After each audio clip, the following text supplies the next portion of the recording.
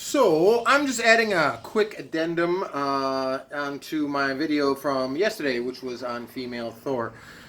Just going from someone who enjoys Norse mythology, how grating that decision for female Thor is. Um, it's more than frustrating because it's not it's not a mantle. It's an actual character. It's Thor. That's his mythology.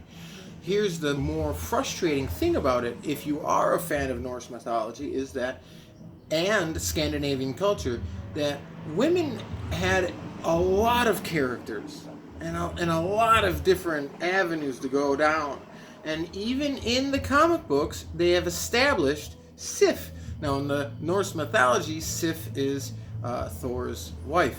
Now, in the comic books, I'm not sure. I don't know the line. So the comic books might have had her as his wife, but it's not necessary. You don't need to. You don't need to have them married. In fact, it could be a growing storyline that you go with. I don't know if they have the time to do that with Chris Hemsworth.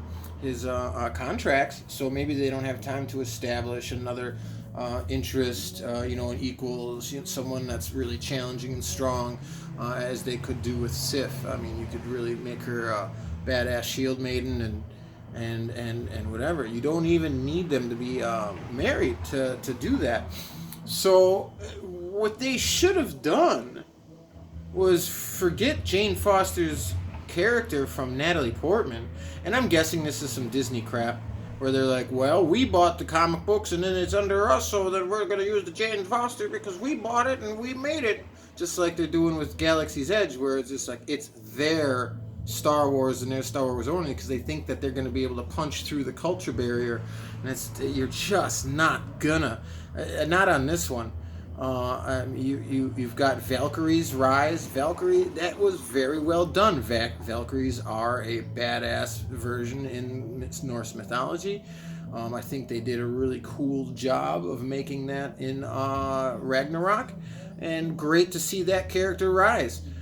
So now, if you wanted another strong female, an intelligent, powerful force, you have plenty of room to do so and precedent to do so. And they could have expanded the world of the Norse mythology even by making Jane Foster take over Thor. You're just robbing one character. You're taking money out of one pocket, putting it into another, and now you're still dead even, if not less. You're losing now because now you're pissing people off. So what they should have done was introduce Sif as a new goddess of the Norse mythology, and maybe she takes the hammer herself. That would be a little much, but I mean, you could do it. But the thing is Thor is Thor. You don't mess around with that. So I feel as though this is a great failure. They could have definitely expanded this universe. In fact, they could have even introduced her with the oh crap, the the Guardians of the Galaxy. So on an adventure with the Guardians of the Galaxy, you're going through spatial elements. There's no reason you couldn't find an Asgardian that had survived Ragnarok that was off somewhere else doing their own thing. So you could have easily found a Sif all by herself in some other world, just like they found Valkyrie all by herself on a different world. So that would have been an amazing branching off of the storyline, and you could have expanded it that way. But now they're killing, they're robbing a title for some nonsense. It's not necessary. So I think it's all social political, and it's a shame because you could have still gotten the same result, and you still could have gotten more people excited, and people like me would be actually going to go see your movie because they're like, oh, cool, they're expanding the mythology, they're bringing on Sif. Awesome, I'm very excited. I would be very excited about that. This movie, I'm not going to see. It's just. Sorry, nope. You're not gonna piss over a mythology that I care about and think that I'm just gonna be like, "Whoa, here's my money, Disney." So it's a real shame. That's a route they should have gone in, and I hope they feel this one. I really do. When it comes to some of the other characters and the expanding of the diversity of characters that they've been doing, most of it's been in the right direction. They haven't gotten too it's teeter-tottering on too much when people start talking at the mouth on Twitter. But so yeah, I mean, if you wanted an awesome female Norse character, there's plenty of them. And you ruined it. You ruined it by trying to take the son of Odin out to make some human woman. Some human is now going to be Thor. It's crap. It's crap. I mean, it'd be one thing if there was a female a human, and she was a righteous person who needed to defend herself, and in a moment she picked up the hammer and was able to fight back. But that's still not becoming Thor. It's just showing that you are a person worthy of the hammer in the moment. So a big failure. I mean, they're going to try to milk it and try to suck up the negative attention and try to monetize the haters, as we say now. And they try to make us the haters. But I'm sorry, but I got solid ground on this one. You know, like you can say all you want about man babies and white straight males being pissed off. It's like, sorry, dude.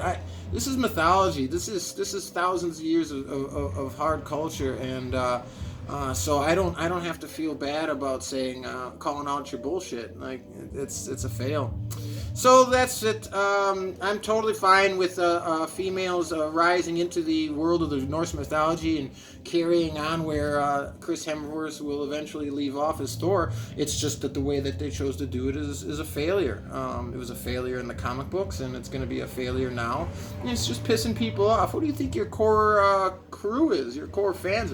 There's a lot of crossover now with Norse mythology, and when it came to the show The Vikings, and within the last 5 to 7 years, Norse mythology and Vikings and Scandinavian cultures has been had a new rise, a real awesome new kick, which means I think there's a lot of people in Disney that are underestimating the demographic of people who are appreciating that they get to see elements of Thor and elements of Odin and Loki and Valkyrie and the Bifrost and my favorite Heimdallr and Asgard and all of those cool things, and Fenrir and Surtur, and all those things were really good.